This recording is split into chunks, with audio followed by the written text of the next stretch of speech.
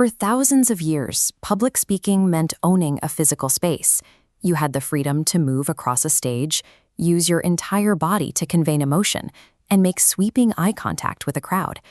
Today, all of that expansive spatial freedom is violently shoved into a tight, restrictive, two-dimensional box on a screen. If you try to pace the floor or throw wide gestures while sitting in front of a webcam, you won't look commanding, you'll just look erratic. The physical tactics we've relied on for centuries fail when they are compressed into a fixed, flat rectangle. Success in this environment requires a specific pivot. You need to adopt the mindset of a film director. As expert Patty Sanchez explains, you must approach your setup exactly the way a director thinks about a film.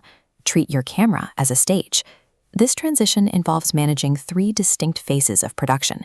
You are now responsible for your set design, your cinematography, and your live performance. Executing this shift is the difference between losing a remote crowd to digital distractions and commanding their focus through a deliberate production.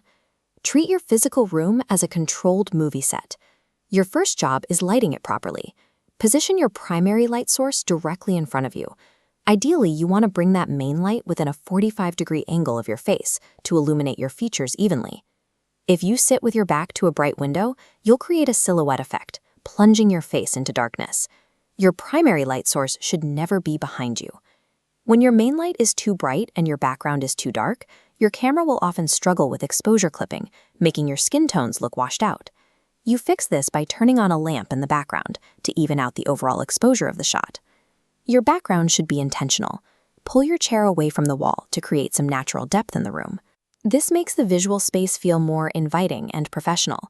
These are your set design requirements. Use front-facing lighting, avoid the silhouette effect, fix your exposure clipping, and curate an intentional background.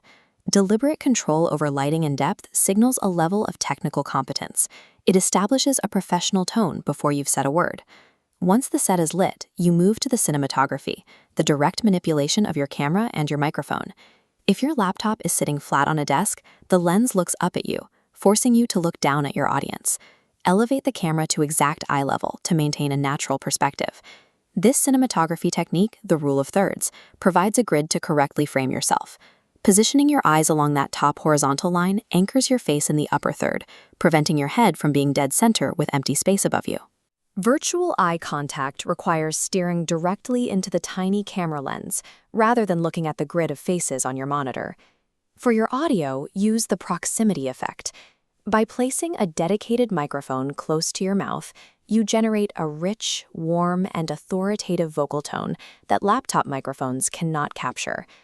Your technical checklist includes eye-level camera placement, the rule of thirds, treating the camera lens as your audience, and leveraging the proximity effect.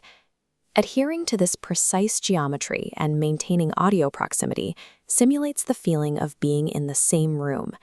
These technical choices build trust with the viewer. After the technical setup is locked, you must manage the live performance, focusing on your voice and your slides. Since you have lost the use of expansive body language, you have to compensate with your voice. Maximize your vocal energy, speed up your pacing to build urgency, and vary your pitch to emphasize key ideas. In a physical room, a pause builds drama. On a virtual call, a silent pause can make the audience think your internet connection has failed. Narrate your pauses to manage these expectations. Simply saying, "I'm pausing for a moment to check the chat," keeps the audience connected to your process. When recording a video, remember you are talking to an individual watching on a screen. Use the one-on-one approach. Address the viewer as you, rather than all of you. For your visuals, embrace the TV cut philosophy. To mimic the fast-paced editing of modern media, change your slides more frequently than you would during an in-person presentation. Chunk your content into bite-sized segments to help maintain focus. Use large fonts and high-contrast colors to ensure your slides are legible for anyone watching on a mobile phone.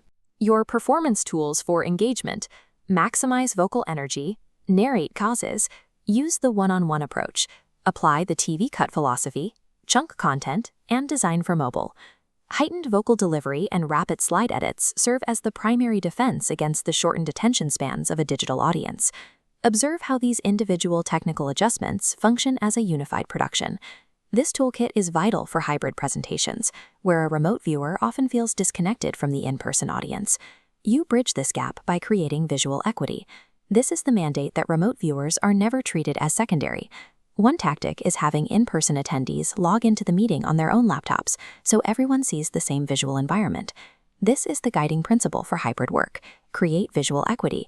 Ensure everyone sees the same presentation. Approaching virtual speaking as a cinematic craft levels the playing field. It turns the 2D screen into an effective environment for clear, equitable communication.